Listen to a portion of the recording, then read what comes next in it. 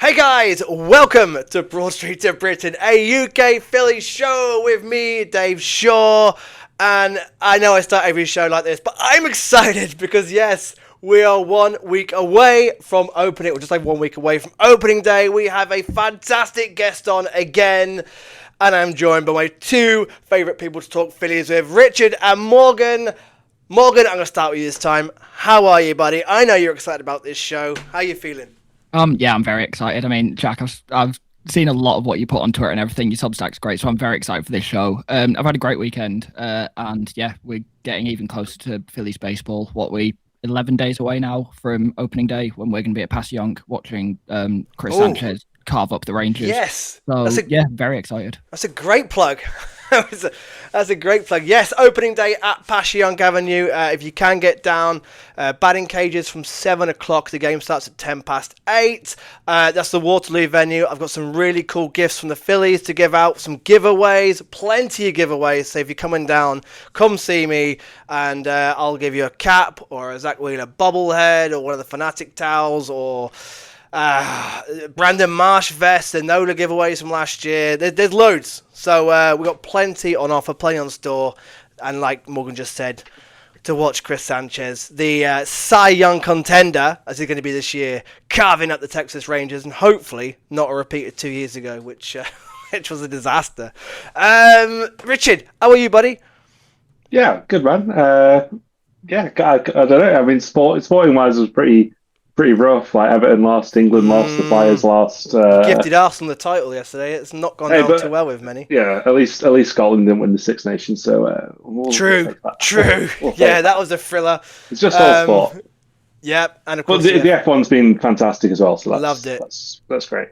Loved it. And let's bring on our special guest, the High Hopes podcast, host of the afternoon show on WIP, author of Ring the Bell book.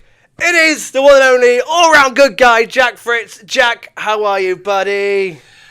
Well, when this airs, I guess it'll be 10 days. So we're inching closer and closer to the single digits for this thing. Oh, come on. And the fact the game starts today for you guys, that's nothing. I mean, that's chump change. You guys are usually 10, 11.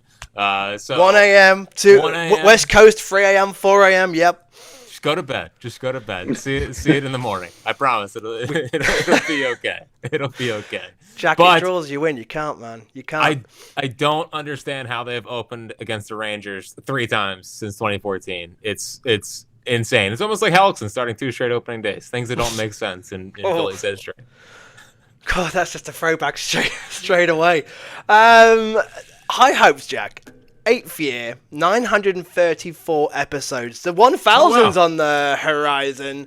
It was the first podcast that I latched onto as a Phillies fan during those barren years, thinking back now. And I was listening to other podcasts, and I enjoy a lot of Phillies podcasts, but it was the high hopes that, because back then it was laugh or cry, right? It was 2 ways of looking at it, and it was your podcast I latched onto that made me feel, you know what? I feel better about the Phillies, and you just gave me renewed confidence that they were going to turn it around any second. And of course, it eventually happened. But it feels like from listening in the 2017, 18, those years of sort of seeing Reese come through and following it with you guys, and then eventually getting to the playoffs, it felt like a really amazing journey. I remember when Mattingly first signed, and the excitement when Dombrowski first came in, although there was a little bit of trepidation at the time. A little negativity, yeah. Yeah, just a little bit nervousness, but what you and James have done with the podcast has been incredible, and everyone who have said that you're coming on have wanted to say that the podcast is fantastic. It's great. We love what you do. 8 years, man. Like, how's is it flown by? That 1,000 episode, that is coming. Yeah.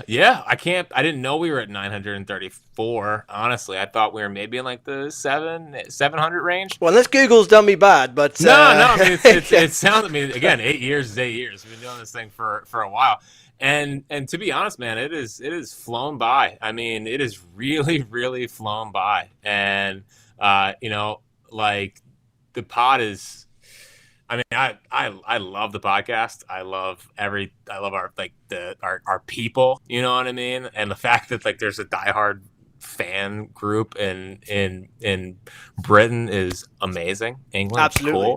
cool. And it's like it's truly our baby. Like we don't lie. You know, that's part of our ethos is we don't lie to the listeners. Yeah. But I was actually thinking today, I was like, dude, is Seltzer gonna be doing this podcast in his 50s? Like, we gotta make sure that we stay locked in on this thing. Not far away now.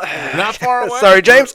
We're barreling towards it, but no, it's the best, and I feel like we're like, you know, I feel like some podcasts kind of peter out, and you know, they get a little tired, and I kind of feel like we have the same energy. You know, I think we've probably gotten a little bit more maybe critical, but I think we still have like a positive thing.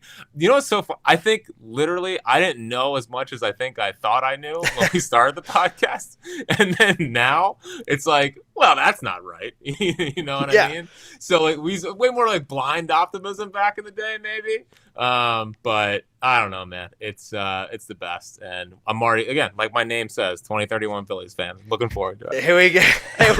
We're getting so I've got a lot of names that I want to throw at you, Jack. And I know Morgan has in a bit as well, because Morgan especially, he's all over the prospects. He's getting me excited for some names. He's had me googling up stats and following players. And of course, we've got Rincones, who we followed from our start when he came on the draft when he was first drafted, and possibly on the verge. It's got to get rid of these. Got to get healthy and get rid of these little injury niggles he keeps picking up. But with the way the outfield could go this year, who knows? Who knows if we could be having Trotting out there this year? So if you haven't listened before, the format of the show is we're going to have some quick fire questions, although these usually actually take the bulk of the show.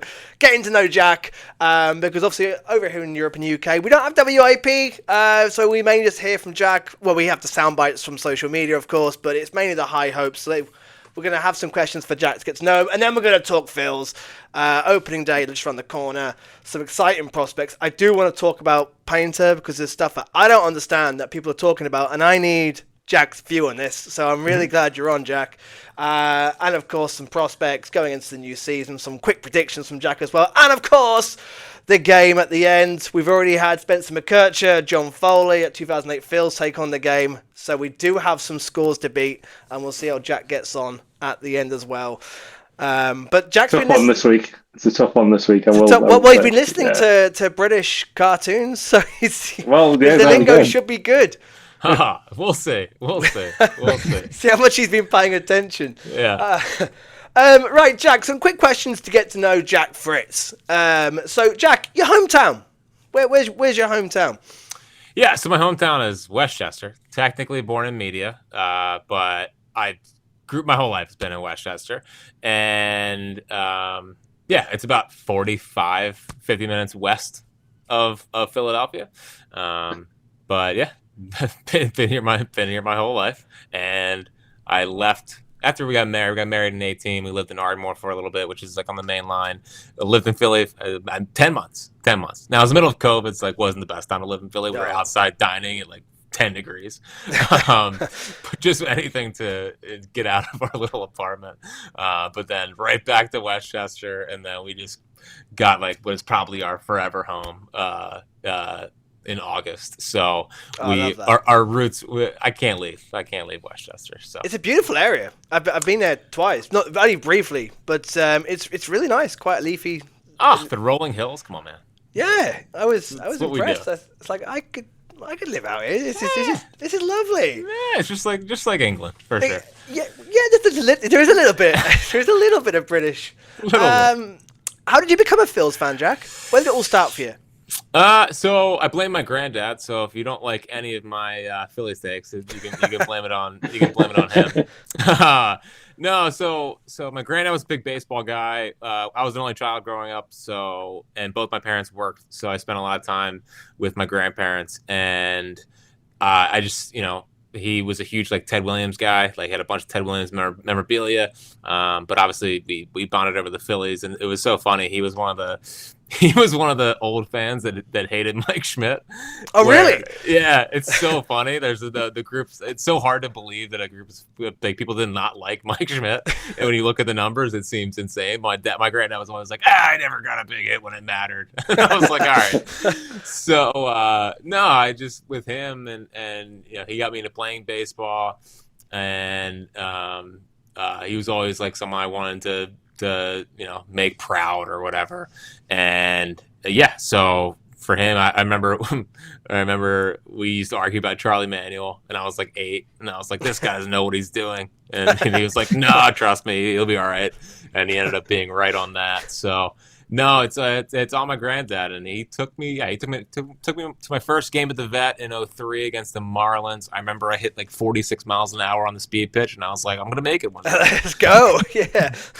But so it was my granddad, and then I don't know, man. Like I thought everyone liked the Phillies as much as I did, and then I got to school and people liked them, but it was like just a sicko obsession.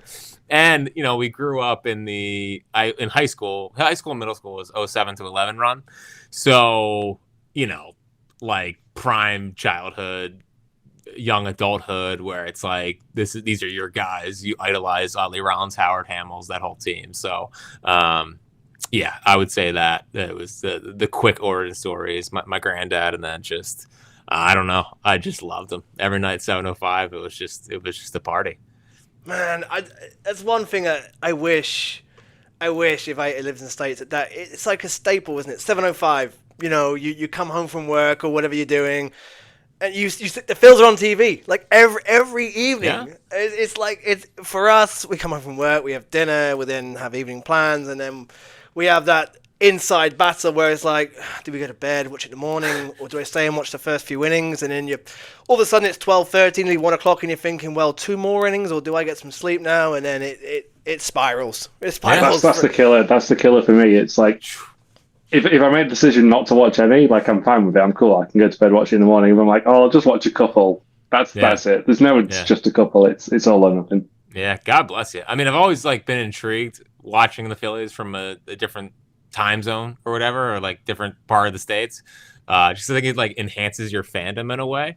Right. And I just God bless you guys for staying up that late to watch them. Now, thankfully they've been good, but you guys, there was dreck when this whole thing started for you guys. yeah.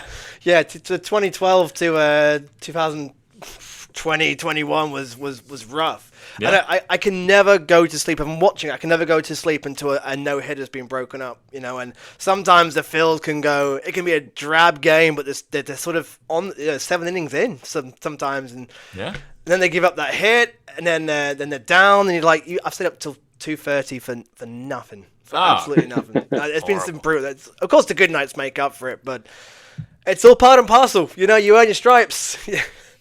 I mean, it's just the way that you're wired. I'm the same way. So literally when we were in Costa Rica, it was our honeymoon, and this is 2018 Nola versus Scherzer in an almost semi meaningless game in I guess late August, early September that year, when they were somehow in first place and they're horrible. It's like, I gotta watch it. If the Phils are on, I'm pretty good about not being on my phone, and if they are playing, I can't not watch them. I don't know what to tell you, Jill. I don't know what to tell you, kiddos. We gotta gather around. We gotta watch the boys. I love that. It's so true. It's so true. Which is why I love going to Passyunk and then sharing it with so many other fans who come from all over the UK or on vacation or expats from the States and Phillies, and it's just, we're all the same. The passion's the same wherever you follow the Phils from around the world, and that's what I love. Your favourite, other than the 2008 World Series, your favourite Phillies memory? I mean, Pavetta's complete game against the Reds. I was there for that game. No, but that was a special day. That was a day that I had one too many pints and was just responding to everyone on Twitter that called me an idiot for believing in him. You were the first person I thought of as well when I was there for that Pavetta complete game. I was like, Jack Fritz he's done it. He's nailed this one. We did it. Mickey's first home run against the Giants to left center field. Who could forget that moment? That was a beautiful moment when Moniak went yard. No, I mean, everyone could say Bedlam. Everyone could say, those moments. I mean, being in the building for the Reese bat spike, I still think is the coolest. That's a lie. Bedlam is definitely cooler. But like the Hoskins bat spike after, because obviously you unfortunately started following them the year after. Well, I was there. I was on your show. See, that was the day before I was on your show. Yes. Yeah. But I mean, 2012 to 2022 without playoff baseball, and when they made the playoffs, all we cared about was just win around so we can get a home playoff game. I need to feel playoff baseball at CBP again. If I die tomorrow, I need to know what it was like at CBP as a grown adult rather than a high schooler. And when they beat the Cardinals, it was amazing. And you kind of felt like they'd already won because you got a home playoff game. And Reese doing that after kind of booting the ball in game 2. He was kind of getting some not boos, but people were giving him a bit of a tough time, and then just slammed the bat. And I was there for Bedlam. I thought that was louder, maybe because it was a different spot of the stadium, but just the euphoria after that was so freaking cool. So I would probably say that, but I mean, there's countless. It was like a release, wasn't it? Yes, it was totally. like. And for all players, like you said, Reese, who he was being, because the people we stood next to were not loudly booing him, but it was like a boo, and we were like, come on, not today, not now. It's gotta kill you when you come and you hear the Negadelphia come out, because you're so positive, and I'm pretty positive as well on the Phillies. If you talk to other people about the other teams, I'm like super negative. But on the Phillies, like you're so positive. Then you go to the ballpark and people are like, there's deep stakes. There's no point. Like they ran it back again. It's gotta kill you. Yeah, it's like hearing all most of the callers you get on WIP in real life. I know. I know. Oh, this is real. People really think this, man. Whereas I'm just there for I feel like I'm back in my second home. I'm back in my spiritual place. Like any trip to CBP is special. I'm taking it all in, and and then you're like, oh, he sucks. Oh, come on, that's it. Break it, blow it all up, and start again. I'm like, oh. Every time they lose, it means they're gonna lose in October. That's what it means. That's right. Yeah, that's right. This is the big one. Favorite cheesesteak spot in Philly? We've had a mix of answers from our guests so far.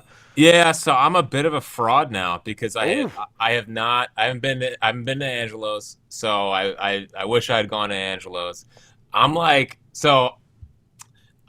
I haven't had a sandwich in forever. I'm on a big health food kick right now. But I used to be a big Tony Luke's guy. Okay, yes, go. I would always go there before the games, after the games.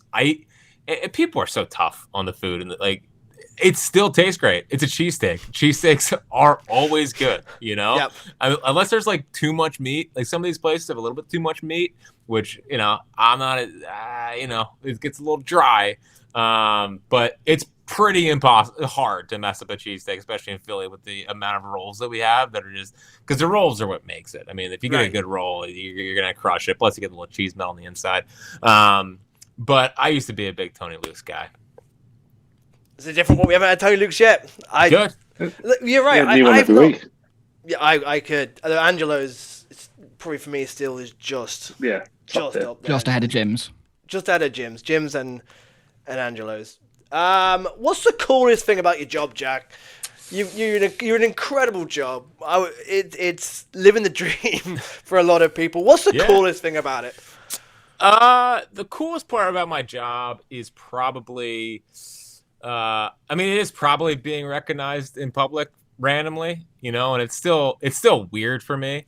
I'm just a guy. There's nothing special about me.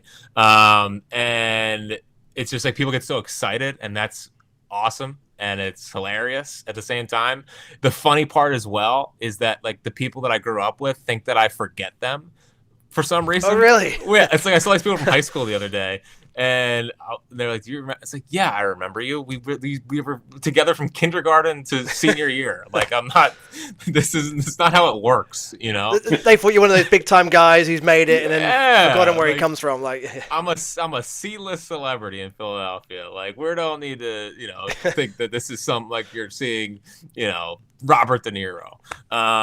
But it is really cool. It's really cool when it happens. It's funny. I was in I don't know if you have Costco over there, but essentially, yeah. Okay. So I was in Costco the other day, and a guy came up to me, and Walker's just like, "Who's that?" And I was like, "Oh, this is Daddy's new friend."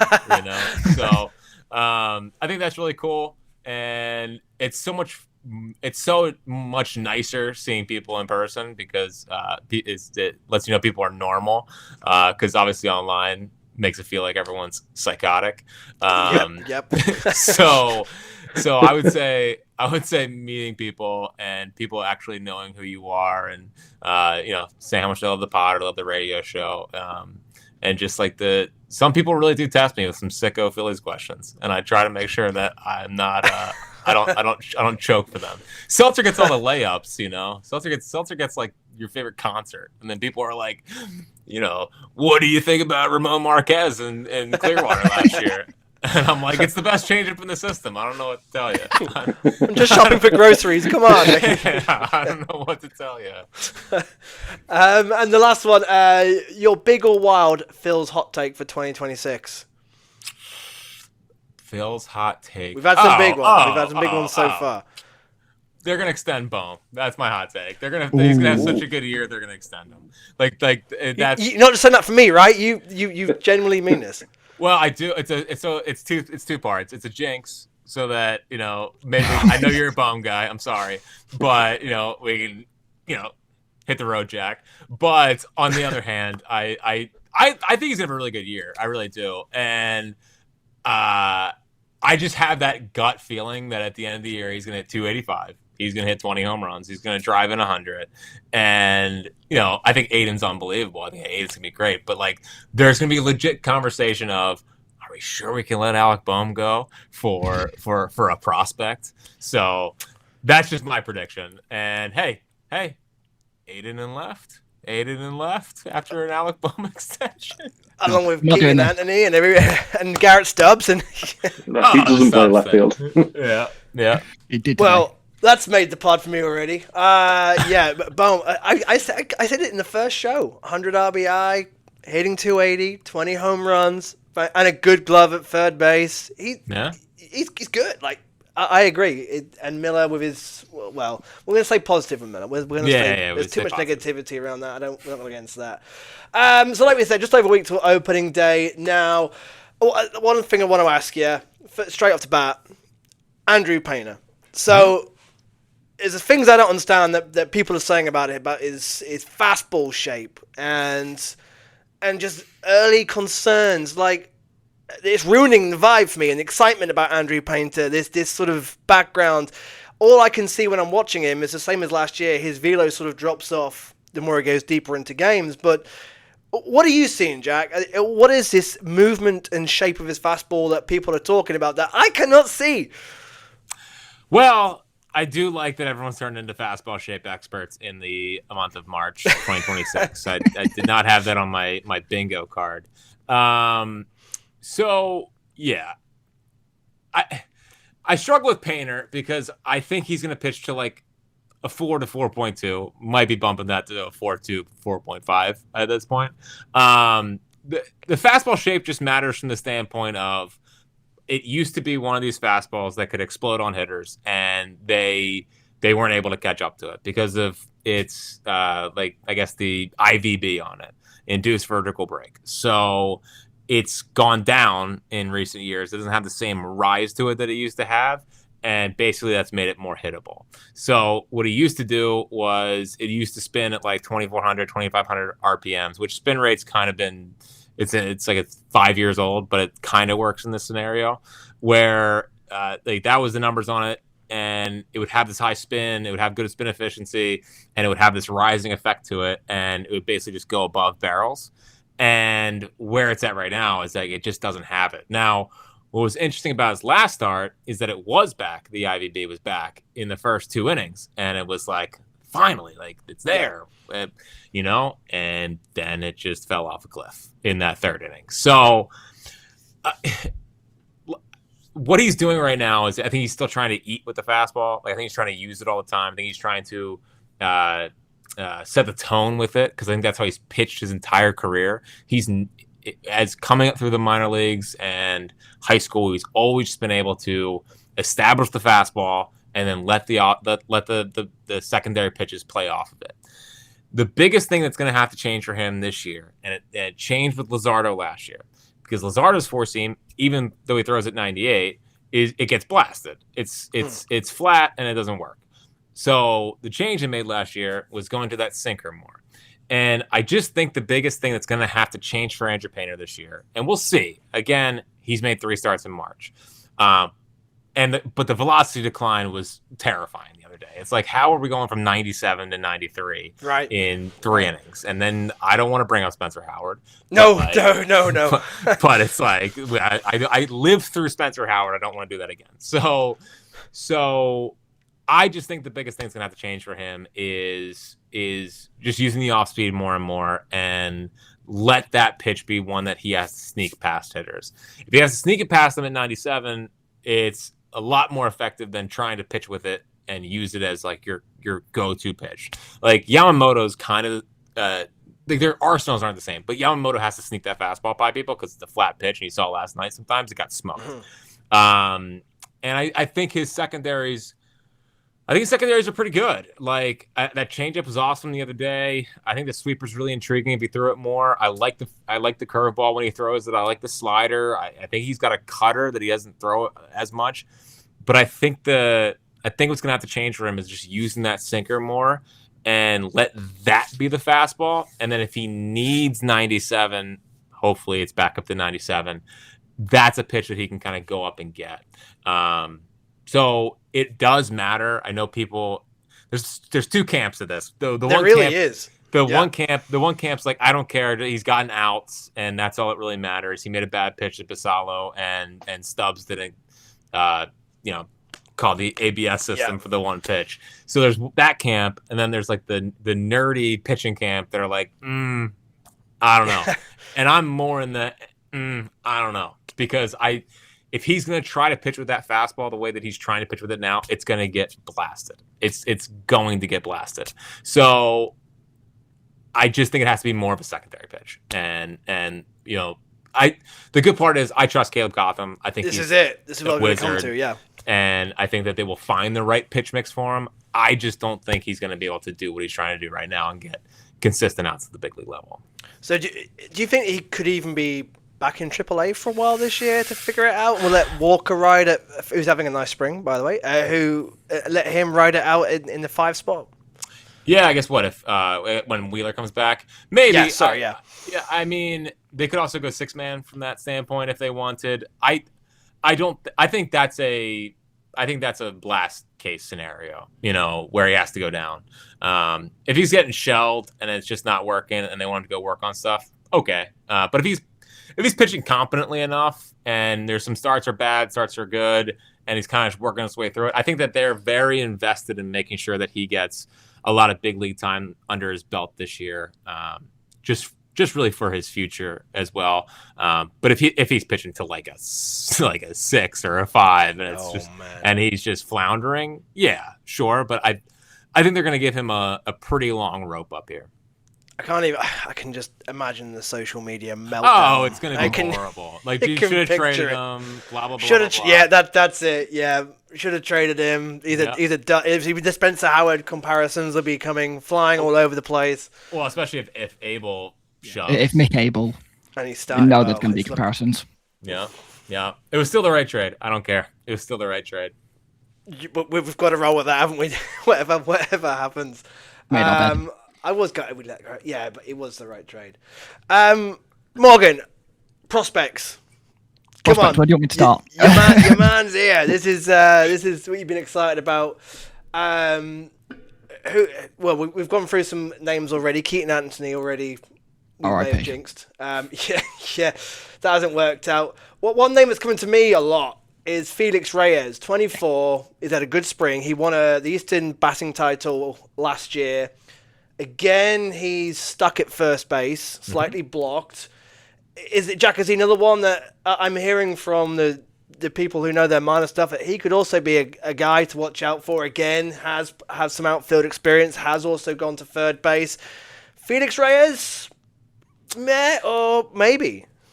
I mean, kinda. Like I really like the bat. I do. The numbers kind of suggest, like, they speak for itself. I just don't know where he plays. I don't know where he plays, and he seems like such a Cleveland Guardian. Just like they have. He seems like such a Cleveland Guardian, where it's like that random power threat they have batting like 6th or 7th. It's just. They don't have a DH spot. They don't have first base, barring any injuries. It's like him and Keaton. If there is an injury from that standpoint, I think the bat's really, really interesting. But I don't know. I would not put him in the outfield. But I guess if Keaton went out there, I guess he could do it. But I actually think Keaton has a better chance to do it. I mean, at least he did it at Iowa for 41 games. But yeah, if the bat keeps playing, the bat keeps playing. Unless there's an injury, I don't think he's coming up. I think the weird thing about him with Reyes is I was checking the top 30 just before he started. He's not a top 30 prospect in the system, which is a bit strange. Obviously, I was looking at him, 868 OPS in spring this year in 26 plate appearances. He has played first, third, and right field, so I don't know if they're trying to just force that bat in somewhere. Obviously, we've seen some really bad defensive outfielders in the sport who have a bat, so I don't know if they're trying that. Yeah. Last year, 95 games at AA, 937 OPS, 6 games at AAA, 711 OPS, so like the bat's there. In terms of other ones, Brian Rincon, I thought had a really nice spring. He's 29th ranked in the system, 23 plate appearances, 876 OPS this spring, so we'll see what happens there. Good Obviously, numbers. Shortstop blocked, but shortstop's kind of weird anyway. Like, The Jackson Merrill was a shortstop and now centre field, so shortstops get moved around anyway. So I don't know about position, but the bat in spring's looking all right. Was bad at, wasn't great in high A last year, but he's only 22. So I think Brian Rincon, interesting 2026 year. Yeah, it's funny. Brian Rincon is like such an old school Phillies prospect, where it's usually the bat is developing, which is nice, but the great defensive player, but a liability at the plate, and they had so many prospects like that for so long, like, Freddie Galvis and there's Even a guy, like Starlin Cabba, who we traded to get. He was 4th ranked in the system. Everyone said he's a good defender, but the bat was never there. And we ended up getting Jesus Luzardo. There's Guy Gamboa, I believe his name was, but Rincon did have a really interesting spring. Reyes he's 24, he's 24 and hasn't shown much defensive prowess. Like, I guess why he's not a top 30 prospect, even though the bat's been good. Rincon, I think, is definitely opened eyes this spring. The defense has always been really good, but it's the bat. I mean, he feels like hopefully he does well and they can trade him kind of guy. You do need those guys that can be a part of deals, because I just don't know. Like, he's not going to jump Arun. He's not going to jump Aiden. I guess it's a little thin hitting wise, or towards that like 15 to 20 range, so maybe he can get in there. But I certainly think with the glove, and also a way bigger guy than I thought, like his size really kind of stuck out to me. But yeah, I mean, he had a great spring, and sort of a bummer to see him get sent down, but you get it. And so listen to the last pod, Dante Nori. Yeah. 21. He's lining up the World Baseball Classic. His stock has rised through that, and all eyes have been on him. And he's, I saw when you described him in your pod last High Hopes of, he's very aggressive at the plate. Like, a lot of 3-2 counts, quite a few strikeouts. His last game he had 1 hit, but I think 2 free strikeouts. So he's a bit of an all or nothing player. But 21, exciting. Do you see him being one of your classic trade bait sort of players, or has this guy got a shot at possibly breaking through? Cody Bellinger? Cody Bellinger comparisons? We heard, Jack. Yeah. No, I think he 100% has a chance. I mean, I guess if they need a guy to put in a trade, he could be there, especially this trade deadline. Obviously, it should be an important trade deadline yet again. But, in that game versus, in that last game, he expanded more than he usually does. I mean, he's usually someone that, like, he'll swing first pitch, but it really looks like to me it's one pitch, one spot. If he gets it, he's going to try to shoot it to the gaps. But for the most part, when I watch him, he's not usually expanding the zone. Like, he's usually, he has a very good feel for the strike zone. And there's been a lot of times where I feel like him and ABS he's been subject to a lot of ABS challenges, at least in spring. Because I think he does have a really good feel for it, and he's kind of been screwed by it being like right on the line. So I was surprised in his last game. Now, I had a good hit up the middle, which was good to see, but I was surprised at I thought he expanded more than he usually does. But he's 21 facing like major leaguers, which is crazy. And that's the benefit of going to the WBC is you are facing major leaguers and they all throw hard. And I think he's obviously held his own, but I think the kid's just a ball player. I mean, he's just a ball player. He seems like a baseball rat where, he can bunt if he needs to. You saw that bunt the other night. Yeah, I couldn't believe it. Yeah, it's like, get him up. It's good baseball. Good baseball. He can swipe bags. He plays good defense. He's not like going to be the biggest power threat, but like, can he hit 270 to 280? Pop 10 to 15, have a 360 plus OBP, because I think he does have that kind of eye, play good defense, and swipe 30 bags. I mean, that's a valuable player. And I think that's who he can be. And he did make the Bellinger-ish swing change this year to where he can make his swing a little bit more efficient and maybe draw some more power out of it. But I think the kid's a good player. I think he's a really, really solid player. I think he's a winning player. And the Phillies are really high on him. I mean, it's almost like they get annoyed with how people talk about Nori, and they're like, this kid's good, man. This kid's good. So, it's been really fun to see. Isn't it nice to be excited about Philly prospects? It's like how far the system has come already in since Mattingly's come over and Sam Fold, and it's exciting. It's nice to have these really, really good kids, and a few of them now on the cusp of coming through. And obviously we've got Kemp, Crawford, Painter, we'll see, Miller, hopefully, fingers crossed. But it's just exciting, and we're now moving into this new window, as it is. We're sort of reshaping this window with the youngsters coming through. But I remember, again, the dark days of listening to the early days of the pod of we were clinging on to, like, say, Dominic Brown was the big prospect back then, and Franco. But look how far we've come already. Yeah, well, and I think it's only getting better. I really do. I think Francisco Renteria was just the start of what they're starting to do internationally. At the international game, they for so long had been, cast a wide net and not spend big money in the international game, and sign a bunch of players for your international signing pool money versus just like one guy or a couple big guys with your international money. And I think they're really changing that, and they're going after these big names in the international market to try to obviously build that up. So like Francisco Renteria, who, I mean, by all accounts, just seems phenomenal. Like, he seems like he checks every single box. I mean, they talk about him like he's a six tool guy from the standpoint of like, he's so smart. He's so smart that's like his sixth tool. He has everything else, and he's only getting bigger and stronger and things like that. So, I think draft wise, they've really figured it out pitching, like from the pitching development side. I think hitting, they've got to figure out some things there. Like, it's almost like the guys are just good, but are they helping them get to the next level hitting wise? Whereas pitching, they can turn these guys, and then they're throwing 98. What's interesting though is that it's almost like they teach them more pitchability. I bet they could teach them the Brewers and the Dodger stuff where it's just spinning guys to death, and they can just spin breaking balls with crazy RPM and things like that. But those guys get hurt, and it's almost like the Phillies have done a really good job of teaching these guys how to pitch, but also getting their stuff to or maximizing their stuff. So, I think pitching wise, at least in the draft, I said it on the pod, and I'm not lying, and some people did laugh. I think they might have drafted 7 big leaguers in their first 7 picks. Come on, from the pitching side, and they were kind of shoving the other day in the minor league games, which is exciting.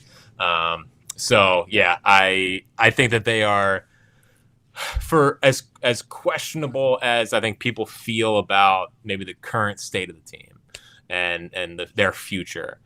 I think they are on an upward trajectory from the standpoint of who they have and who was also coming through the system. And a quick last one from me, Seth MacFarlane. I've been quite impressed. Seth MacFarlane, what a family guy. My word, sorry. Double closer 2026. Is that what we're Wow. Wow. Well, that was unbelievable. His first name's escaped me. Alex MacFarlane. Alex MacFarlane. Wow. Double closer 2026. Not the Family Guy. Not the Family Guy director. Yeah, he's impressed. So far in spring, looks like he's got stuff, as I've heard you say before. Do you think he could be potentially later on the year breaking through? Because signs were encouraging, or do you think, although the bullpen's going to be strong this year, it'd be tough to break it anyway? But again, so encouragement from a young pitcher. Yeah, well, I mean, they wasted 2 years having him try to be a starter, so that was annoying. And they're doing it again with Chuck King. They're trying pitching tomorrow. Yeah, I know. It's like, well, they need starters in AAA, so I get it. And AAA bullpen is disgusting. They're also stretching out Ryan Cusick, which is annoying, because Ryan, not to turn this into a Ryan Cusick point, but like he could be Jeff Hoffman if they just let him be Jeff Hoffman. I mean, and I think they hit him. I think they.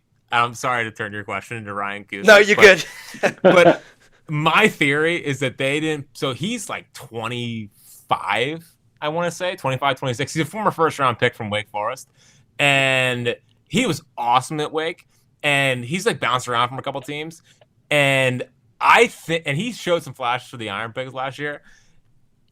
And my theory is that they didn't want to pitch him in spring because they didn't want to have to subject him to waivers and have someone steal him.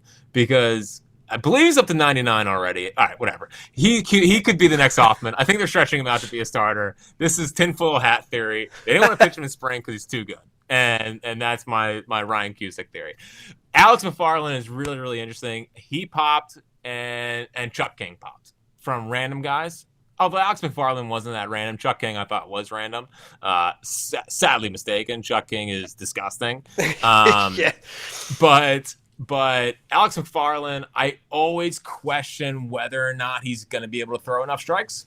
And I think what was good this spring is he has one of those arsenals where he could just start the sinker down the middle and let it eat. Like, let it go into righties if he wanted. It's kind of like Alvarado in a way.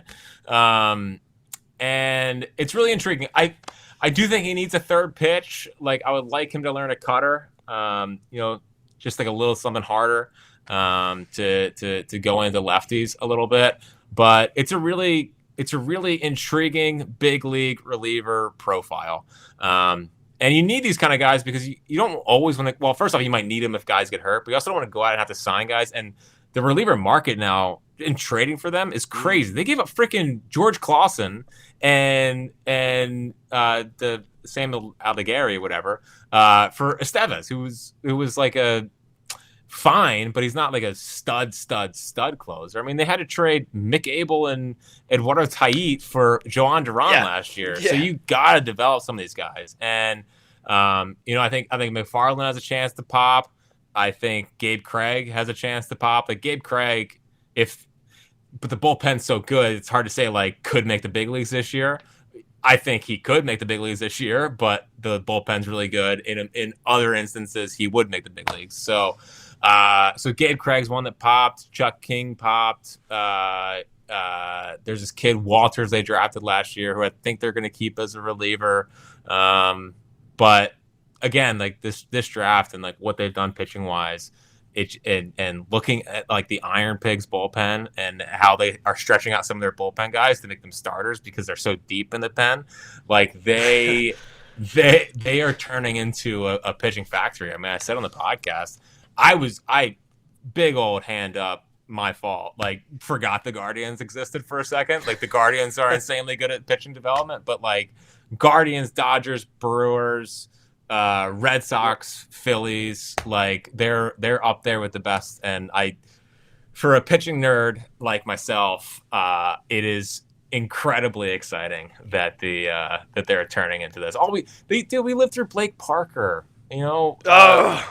Morin, and like all the 92 mile an hour slop, and now we got guys that throw 100. It's awesome. 2031, Jack. 2031. I'm buzzing. That final bench spot, it's going to go Moore, isn't it? Although De La Cruz is making a contest out of it. Yeah. But do you reckon Moore's going to take that last spot? The fans seem to want De La Cruz, and I can see why. But Moore with his defensive former Gold Glove, he can play anywhere in the infield. He's got good defense. The bat's not as hot, but De La Cruz, he's got another hit today. He's still making a challenge. He is. I think it'll be Dylan Moore. I mean, the way he signed that contract, it was so weird to see a minor league contract with the exact totals of what the incentives were on it. It's almost like his agent letting everyone know that it was basically a major league deal. Yeah. He's had to sign it because, of the Phillies' money, maybe. I don't know. But yeah, I actually like Brian De La Cruz. I think he's going to start in AAA. He'll probably kill AAA baseball. But I think just what Dylan Moore provides from playing everywhere on the infield if necessary, and obviously the outfield, it's just nice to have. But I will say, I mean, it's been nice what Kemp's done. I think Kemp's had a really, really good spring. I think he's going to have a really good year.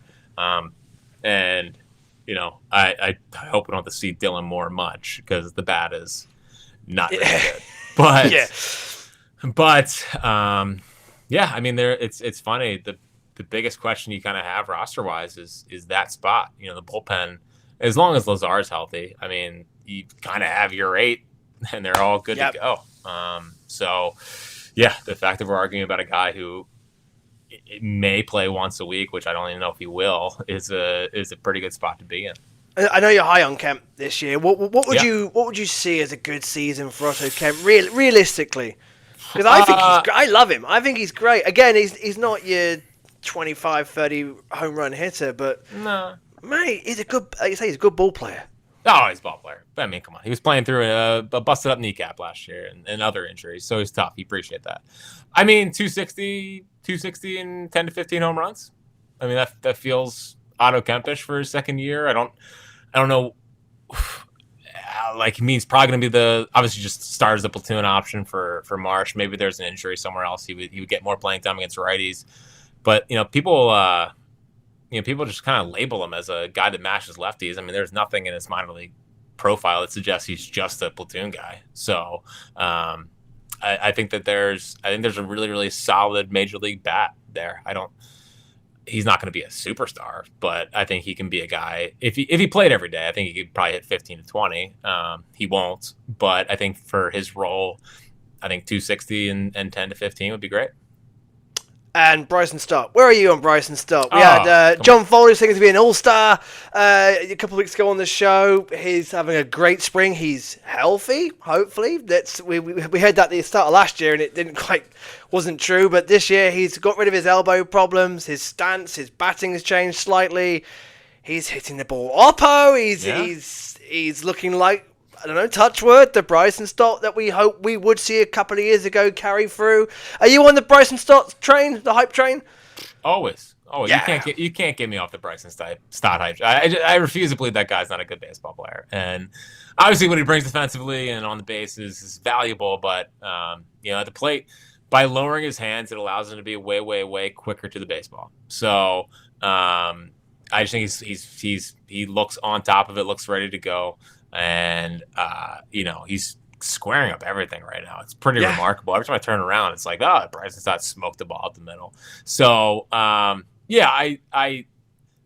All-Stars may be a reach. I think it's certainly I think it certainly could happen, but I'm just dying for, like, again, 280 with a higher OBP, because he had a 318 OBP last year. His eye's too good for that. I mean, he should be in the 340s for how high quality I believe his eye is. So yeah, I understand there's a lot of skepticism. People are hesitant, mostly with him and Bohm and Marsh, that trio, really. Yeah. But I'm pretty bullish on Stoddard this year. Of those three, I'd probably be the most bullish on him. And Bryce, concerned?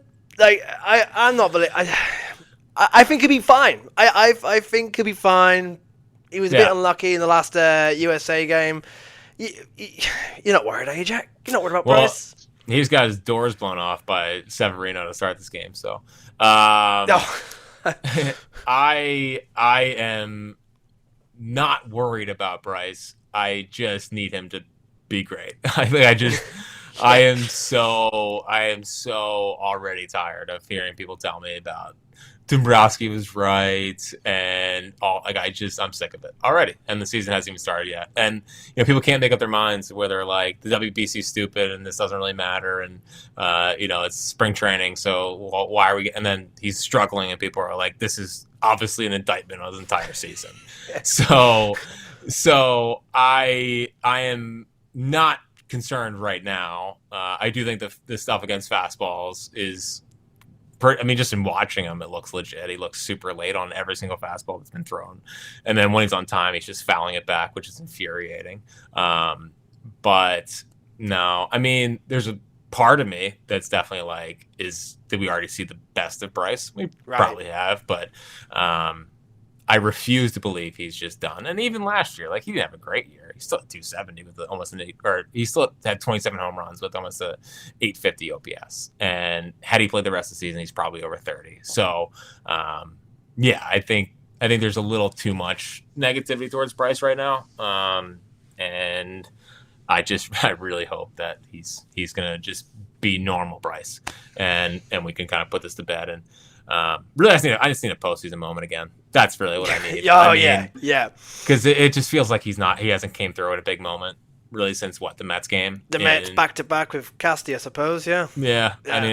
He was really good in that game 4. I remember, but still. Oh, that's crushing. Sorry, Kevin Arrow went a yard off Skeens, but no, I think he's going to be okay. I wanted the season to start, and I wanted to start mashing so that we can. It wouldn't be great opening day and Bryce goes yards and everything's just right. Bryce is back, and next a healthy full season, and Bryce should be hitting over 30 home runs. And that we'll take it. We'll take it. It'll contribute to everything else, and hopefully Kyle can kick on, and we'll get to those predictions. Over or unders, Jack? We've got a few for you. We'll start with Kyle Schwarber. Another 50 home run season for Kyle. Over and under. Where are you with Kyle this year? I'm right about 45. I'll be tentative. I'll be right around 45. Putting 50 on him again, I think, would be asking a lot. So I'll say 45-ish for Schwarbs. We'll take it. Phillies 93.5 wins over. Man, come on. Right. I was at 93. I was at 93. So you go just that little bit, but divisional winners? Yeah, I think so. But yeah, I have him right at like 93. I was at about 89, 90, and after watching spring training baseball, it's really important you raise your win total off of spring training baseball. That's right. That's what I'm told.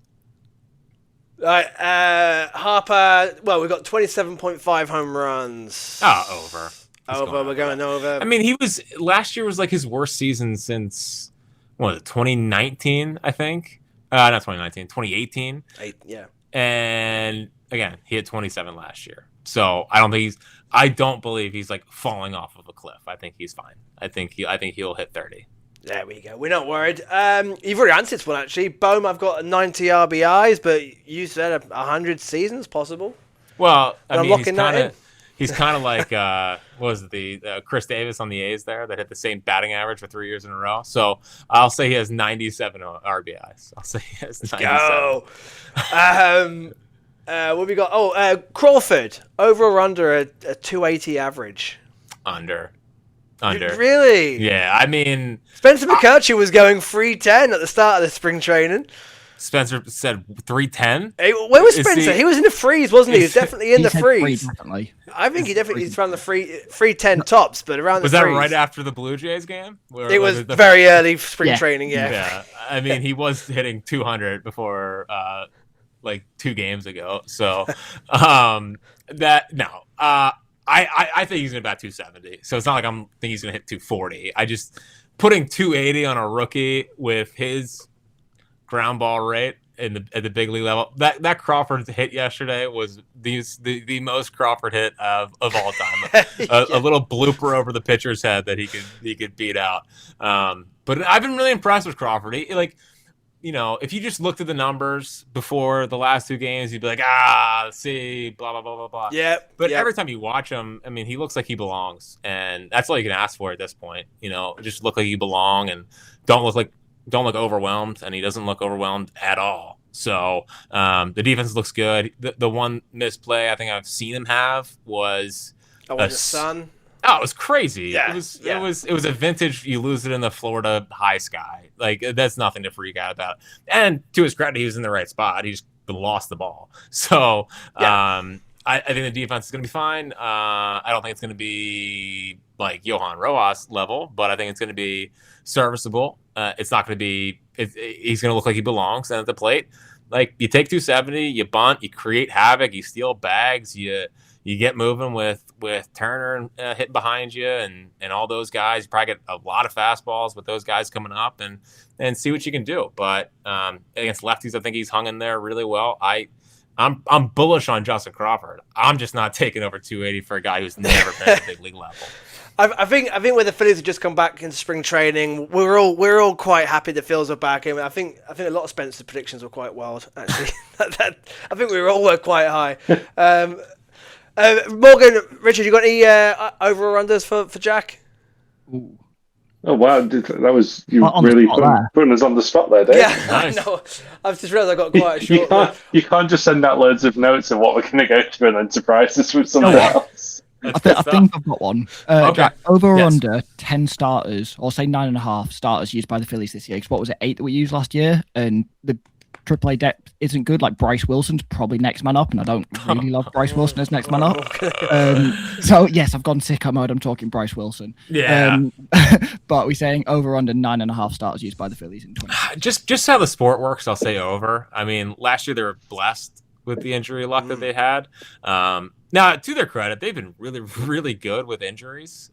With what they've done with, Cotham and all those guys. So, just the nature of the sport, I'll take over. The issue is, like you said, I mean, even getting to Bryce Wilson is shaky. I guess that's why that they are feeling the need to stretch out Chuck King tomorrow, just in case. But yeah, I think probably over. It's why, like, can they just sign Tony Gonsolin or someone? It's like a minor league deal and just have another semi-interesting arm rather than, Bryce Wilson. Yeah. They signed Connor Gillespie the other day. Bring back Griff McGarry. Well, he's going to be good for the Nats. He's showing some signs of life down in Washington. But I'll say over 9.5, and maybe get nasty Chuck King making one start for them. That'd be a lot of fun. It'd be a lot of fun. Are you surprised to let Griff go? I mean, it's rule 5. So yeah, and I mean, it's the right move for the Nationals, like a team that has no chance to pick him up, just to see what he can do in a bullpen, and maybe he can flip him to the deadline or something interesting. But he was 25, 26 pitching at Double-A last year, and he showed some signs, and I've always believed in the stuff, but walked the ballpark. I mean, he just walked everyone. So it was a little bit of a bummer, but like their bullpen's so good, it doesn't even. No. You're not even going to feel the loss of Griff McGarry. Sorry, Rich. I do love him. I know you're a Stan Griff, Rich. No, I'm a Gage Wood guy now. Yes. I mean, he needs the third pitch, but yes. Where's he starting this year? Do we know? He'll start at Clearwater. He's in Clearwater. I think he's gonna start at Clearwater, and then I think they'll probably bring him up. They've been shockingly slow about him. I kind of thought that maybe it was someone they're going to like try to fast track a little bit, but they are taking their time with him for sure. I just remember seeing him pitch while we were out obviously not live, but on TV while we were out in Philly last year. I remember as soon as that happened when he got the no-hitter. The college game. Yeah, that was on TV in one of the bars we were at. I can't remember which one we were at. Cool. But yeah, I just remember seeing that. I was like, that guy's electric because he, walking off the hole. Like, I was like, I love that guy just from the reaction, and then obviously we drafted him. And well, he's a psycho. I mean, he's 100% a psycho. So, but you kind of need that in your starter, like someone that doesn't really care. Like they're just gonna go let it all hang out, and he does that. I mean, he is a bulldog. But I do think he's gonna have to find a third pitch. Right now, he's just basically a power fastball, power curve guy. I think he's working on a splitter or some kind of change, like a split change up a little bit, which is I would love. I think I'm pro any pitcher learning a splitter. You could tell me whatever pitcher learns a splitter, I'll be like, great idea. I'm so happy it's back. It went away for like 5, 6 years in the pitching world where people were like, don't ever throw a splitter because it hurts your arm, and it's back, and that makes me happy because I think the splitter is like the toughest pitch to hit in baseball. I think McFarlane was showing a nasty splitter as well, wasn't it? Everyone's tinkering with the splitter. I can't wait to see the Orion Kerkering splitter. I mean, thankfully he's been a little injured in spring, so that it hasn't unleashed it on the baseball world yet. But the Orion Kerkering splitter might change the course of this season. Before we get to the game quickly, the last question, Jack. Where's this season going? Where the Phillies? Come on. What are we looking at? I mean, I just want a playoff round win at this point. Those were the last. They have 2 postseason wins since the Diamondback series. So that's horrible, and it drives me nuts. And no, I'll take NLCS against the Dodgers and see what happens. Yeah. I don't want to come on and be like, they're gonna win the World Series. Like, whatever. Who cares?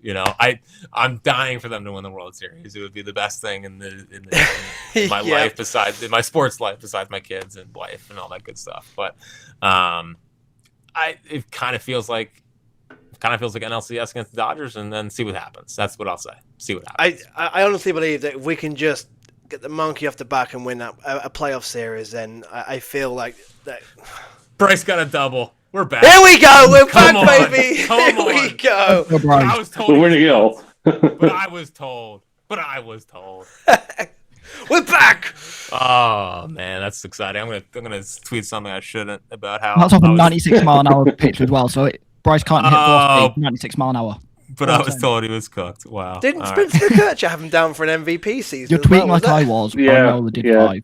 Yeah, that was another one of his predictions. I think Spencer had basically the whole team being all stars. Tweeting like I was when I know the pitching. That's funny. All right, people are not going to like that tweet, but whatever. Send it. That's it. Yes. When do people like any tweet? Yeah. I mean, what's the point? Who cares? I can't wait though. Like, I mean, I was obviously if you listen to the pod, so we were a little down for a period there, but yeah, I think we're all down, right? I mean, I don't know. It was really tough and it sucked. But then I think once you kind of step back and you look at the team, you're like, dude, they're really good. They're really good, and there's like signs of guys having years here. And we didn't even talk about. I mean, I know we're like an hour and 3 minutes in. Sorry, but like, it's good. We didn't even talk about Juwan Duran and how he looks in spring. Like, Juwan Duran was already sick last year, and then he added a splitter to his arsenal, and I think he refined his knuckle curve to where it looks like a real pitch. So like you have that, like everything on the team looks pretty good. Bacchus, Alvarado, the bullpen looks really, really good. I was relying on you, Morgan, at the start of these shows a month ago. Well, like, who are these arms in the bullpen? I've raved about this bullpen. And the AAA pen as well. Is when we were talking about Alex McFarlane, I was like, he's not going to pitch in AAA this year because they're just going to give him the run in AA. Like, I heard someone suggest on Twitter it'll be the AA close. I'm like, that's fine because AAA, Sugar, Mazer, Trevino, anyone else, Zach McCampbell, anyone else that we put in AAA, they're just going to leave McFarlane to do his thing. AA is going to be great. As long as they don't lose McCamley back to the Marlins. Yeah. Hopefully the Marlins are so cheap that they don't want to pay like $20,000 to get him back, and we can keep, because McCamley the first couple outings I was like, but the last 2 or 3 have been much more interesting, throwing more strikes. Yeah. About the walks, but yeah. That's actually been surprising because he was not a walk guy his whole time with the Marlins. So maybe he's a little jitters pitching for his hometown team. I don't know, but yeah. No. So what I'm hearing here is it feels they've got years of domination to come. Like there's listen, one podcast has been obsessed with this bullpen since 2018 and wanting a dominant bullpen, and it was our podcast, So it feels good to be here. I didn't expect us to break down the Iron Pigs bullpen the way that we kind of turned it into. No, here we are. We're taking it further. We've got years ahead of us. We can see it, and how far we've come from just a couple of years ago, from historically the worst MLB bullpen in history to this potentially one of the best. We deserve this. We deserve it. Yeah, we do. Yeah, we do. Richard, I can confirm that Twitter's taking it well. They're not taking it well. Well, it's a mixed bag. Oops. Oh no! What am I gonna do? Yeah. Just bedtime reading for you, Jack. After the show. That will not be read. That will not be read. Richard, are we ready with the game? So yes. The score to beat. Spencer McKercher, we gave a generous 4 out of 6. John Foley at 2008 Phil's got a solid 3.5 out of 6. Wow. Richard, it's the great. It's a highly scientific, highly scientific scoring method. Yeah, very, very complex. Richard's going to go through the rules with you and is going to take it away. Go on, Rich. Yes, as Dave said, it's Great British Slang Off, or as my failed name, the Union Jack Off. But apparently we're not allowed to use that one. Nice. But I will keep saying it every week. It's simply 6 words or phrases that we use, and you have to tell us what they mean. Okay. So number 1, we have jammy. So if someone is jammy, someone is jammy. Whew. Someone is jammy, meaning someone is like cheery. Someone's got a positive personality. No. So you might say, oh, that was jammy. That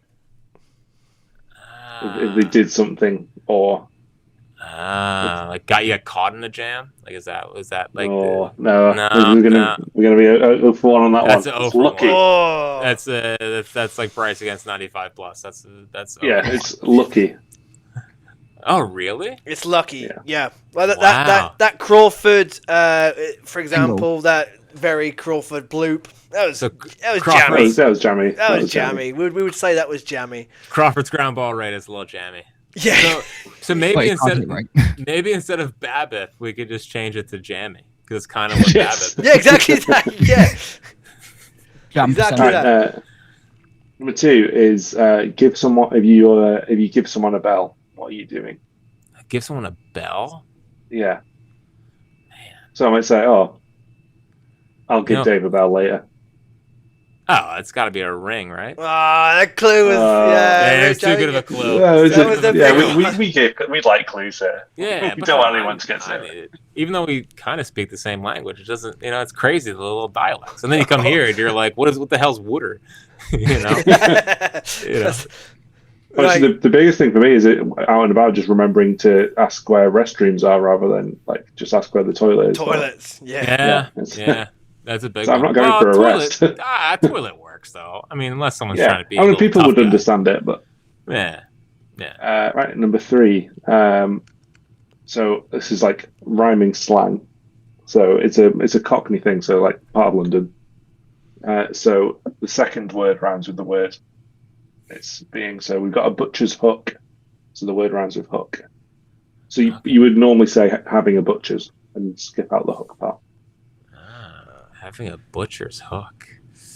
I mean, I don't even besides trying to make it like a meat reference, man. This is the toughest one yet, Rich. It's tough. It's all right. It's tough. I guess they haven't broken down the butcher's hook on Bob the Builder yet. So like maybe as I keep going along in the British version. Oh my God, can you imagine the Cockney Bob the Builder? Yeah, exactly right. Exactly right. Man, I don't even know how to. I don't even know. I can't even put a guess together. What a butcher's hook is. Dave, can you come up with a clue? No, I can't. I'm struggling with this one. Give it away. Do you not know it? I don't know this one. You don't know this one? Well, give it a butcher's. I know, but I didn't know where it came from. Yeah, it's the same. Yeah, it's the same thing. Oh, what? I'll give it a butcher's. Yeah. Well, that's all. So Rich has told me to, hey, check out Bryce's at bat for the USA just a minute ago, and I go, okay, I'll give it a butcher's. That doesn't even make any sense. No, what is that? No, it didn't make sense. It doesn't make any sense. I know, it's 10 to 1 in the morning. I'm trying. Butcher's hook seems like a bad thing, you know? It's having a look. But why? It's a great question. Why? That is a good Cockneys question. made up their own language. What does that do with anything? All right. I'm really struggling here. Okay, this might be a bit easier. So I'm not sure. This might be a thing over there. What is bog roll? What was it? So BOGROLL. Bog roll. Bog roll? Yeah. I'm just gonna guess it's a type of food. Hopefully. I really hope not. Bog roll. Morgan was so disgusted he just left the street. He hit the X button. We stopped try eating some. We stopped talking about the Iron Pigs bullpen. He's like, all right, hold on. I don't have time for this bog roll. I don't know how to do the clue for this. It's toilet paper. Oh, okay. So a toilet in this country, many would refer to as the bog. Yeah. Bog, okay. yeah. The bog roll. Okay. Bog, yeah. I don't know. Believe it or not, we don't use that here. We don't. No. I believe it. Yeah. I mean, I don't know how anyone went more than, how did Spencer did what? He got 4 of these? It was a very generous 4. A generous 4, and these are nothing to what. Yeah, that's because even John Foley. That's because that was his first time on. You're trying to be nice to him. This is like my 3rd time on the pod. This is you're just like, you're a veteran now. He'll come on again. I don't have to worry about scaring him away. 2 more, so right, you might get a solid 3. So if someone is serving at His Majesty's pleasure, where are they? Obviously the Buckingham Palace, right? No. No. Let's say it's somewhere that you wouldn't want to be. Serving at their Majesty's palace. Pleasure is the second. Pleasure. Final.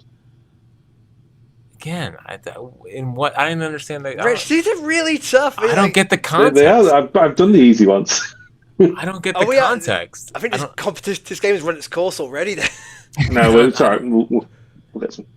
You're in prison. Really? Wow. Yeah. It's quite an old-fashioned one. That it's not used massively, but if someone said it, we would know. And we'll do Spencer's favorite saying, which John also got. So full of beans. This is becoming a recurring one. You're full of nonsense. I mean, right? I'm sure that's what Spencer said at first. That's as well. exactly what Spencer said at first time round. Well, full of beans. I mean, it's that seems like a layup. Am I wrong? It's full of energy. Full of beans. No, it's not. We're wrong. No, it's not. No, I'm just kidding. Well, I mean, full of beans. Yeah, I guess. Yeah, I mean, because beans over here, like baked beans, is a bit of an energy. You get a lot of energy from beans, and then someone who's quite hyper and the baked beans here make us fart. I don't know what the baked beans and I didn't know they're energizers over in Great Britain. They make us fart here, so maybe that's just the American food system.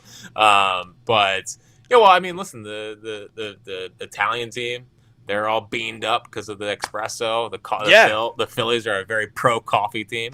So if we're going from that perspective, I would get it. So I mean, if you talk about the Phillies, they'd be full of PEDs. So. Sure. Well.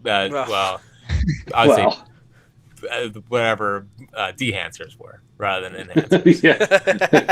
We found the only ones that don't work. Yeah, no, they've really helped Barry Bonds' Hall of Fame case in the last 2 years. They've done a great job of that. So, listen, I thought I would do better, but that's okay. It was a tough one. It was but you know what? Good learning experience. That's how you got to look at it. That's it. Maybe you'll hear it on Bob the Builder. I have one of these episodes. Bob the Bob the Builder goes to prison and needs to go to the toilet. Exactly. Well, Bob the Builder could be full of beans. You know, he's got a lot of energy out there. Yeah. To go, Are we scoring out a tough one? It's a tough one. Let everyone know that was a good, solid 1 performance. I mean, Judge has struck out and Schwarber struck out second and third with 1 out. Like, what do you want from me? Yeah, we can get the distractions. It's like if England were playing the World Cup right now and we've been told to answer American phases. It's exactly the same thing. Like, I'd struggle. No, I'm just kidding. Jack, buddy, thank you so much for your time. Thank you for coming on. It's been an absolute pleasure. I'm feeling not only hyped about this season, but for years to come. I know it's only the beginning, man. Get me to 2031. Let's have a franchise. Let's have a legacy. It's gonna be the best. We're gonna have Aiden. We're gonna have Crawford. We're gonna have Painter. We're gonna have Francisco Renteria. And with a whole bunch of pieces coming through the pipeline, man. It's exciting. I love it. We've got Jonathan Boll until 2032. I know. So get excited. 2032 bullpen. Jonathan But Boll. no minor league options. So that's terrifying. I refuse to get excited about the bullpen in 2032 in March 2026.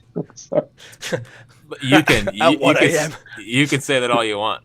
But when 2031 rolls around, 2032, you're like, man, they were onto something. Yeah, they were really. I'm clipping that, Richard. I'm clipping that right now. Play it 6 years time. 5-6 years. Jack, thank you so much, and thank you to everyone that's been listening. Again, we are still at the moment the top British baseball podcast. We can stick with the best. Let's stick with the best. We're still, You went from best to top, and we'll stick with the best. We're up there for a reason. We are. Guys, can't thank you enough. Again, please leave a review or just a 5-star little rating. That would be amazing. Fantastic. Just a week to go to the new season. We'll have our big prediction preview pod next week. Guest to be announced. But, Jack, thank you so much. We'll catch up soon, buddy. I'm over in June. So we'll, if you're about, it'd be great to say hello and catch up and have a beer and watch some Phils. I know. I always feel bad whenever you come over. You're like, come down to the ballpark. And I'm like, I got kids screaming. I got to do a post game show. Like, believe me, I would not that I'd much rather be at the ballpark, I get you. But I would love to be at the ballpark. But yeah, it's a busy little time in life. So James is always there. It's fine. It's fine. Yeah, I'm sure he's always there. All right, guys. Jack, thank you so much. That's a wrap, guys. From me. Oh, hang on. What's that, Jack? What's USA just scored? Dude, Judge just threw out. Tatis going to third base, like on an absolute hose to close up. I'm gonna have to put this on. It's 1 a.m. But you know what? This game sounds like a good one. Well, it's only the third. What a throw! I know. Wow, I put it on. Right, anyway, let's wrap this up. People don't want to hear this. From me, Dave Shaw, it is Ring the Bell. From Richard. Ring the bell. From Morgan. And from Jack. Ring the bell. Let's go.